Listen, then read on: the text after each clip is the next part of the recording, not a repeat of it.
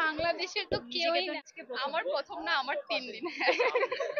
আচ্ছা 3 দিন হয়েছে। নুরুজ্জামান রাফি ও হচ্ছে নতুন লেখক, কিন্তু তারপরে কিন্তু ওর কিন্তু অনেক চাহিদা বেড়ে গেছে। প্রতিভা বলতে কি আমরা ডান্স করতে পারি।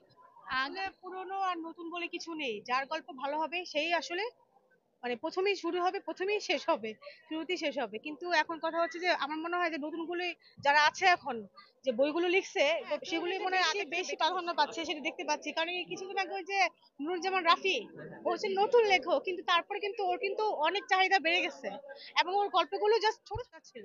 ওকে নিয়ে আবার কন্ট্রোভার্সি হচ্ছে যে সে একজন কন্টেন্ট ক্রিয়েটর, হ্যাঁ, এদিকে আবার লেখক। এটাকে লেখক। আপনি কিভাবে দেখেন? আসলে এটা যার যার ব্যক্তিগত ব্যাপার, কন্টেন্ট করেই তো মানুষ এত দূরে আগাইছে, ঠিক আছে? তো এখন উনি কন্টেন্ট করছে, শ্রুতি বিধে সবাই ওনাকে চিনতে পারছে।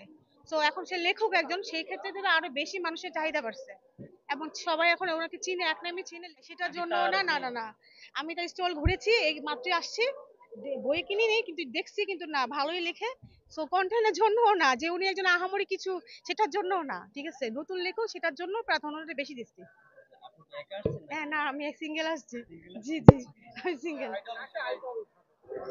বাংলাদেশের তো নিজেকে কেউই তো না। আইডল ভাবা হয়। হ্যাঁ, কারোর মতো তো হতে পারবো না, বাট নিজেকে আরো গুছিয়ে নিতে পারবো বা না, সেটা ভেবে দেখা হ্যাঁ, যাবে। বাংলাদেশি তো কারো না। বাংলাদেশের কেউই না, বাট কে বলিউড কি, কোরিয়ান। South Korean.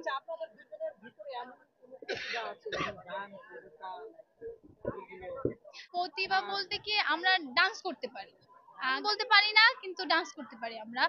দেন আমরা স্কুলে প্রতিযোগিতা ডান্সে ছিলাম, তো ওইটাই, ডান্স করতে পারি।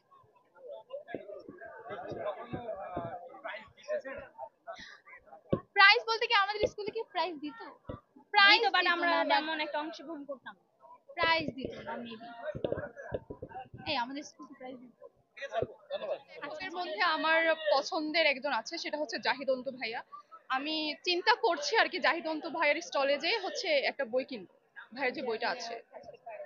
এখন কি পুরানা যে লেখকরা রয়েছে তাদের তুলনায় কি নতুনরা ভালো লিখতেছে? আমার পড়া হয়নি, সো আমি বলতে পারছি না।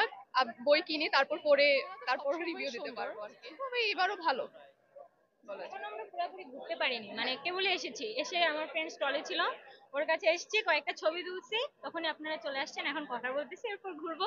এরপরে যদি নেক্সট টাইম আবার আপনাদের সাথে দেখা হয়, তখন আমরা বলতে পারবো যে বইমেলা এবারে কিরকম হয়েছে। তার মানে আজকে প্রথম আমার প্রথম না, আমার 3 দিন। আচ্ছা 3 দিন হয়েছে। মানে 3 দিনে কি আপনি বই নিচ্ছেন নাকি আজকে নেবেন বলে? 3 দিনে হচ্ছে আমার প্রথমে আসা হয়েছে গুপির স্টলে। গুপি হচ্ছে কিডস টাইমের যেই স্টলটা, ওইটা ওইখানে আমি ভলেন্টিয়ারিং করছি, তো সো এর জন্য আর কি দেখার জন্য আসা হয়েছে আমার ফ্রেন্ডদের সাথে। তখন বই কিনতে আসা হয়নি। আর এর পরে যখন আসছি তখনও আনফরচুনেটলি বই কেনা হয়নি, আজকেই। ধন্যবাদ আপনাকে। ওকে, থ্যাংক ইউ।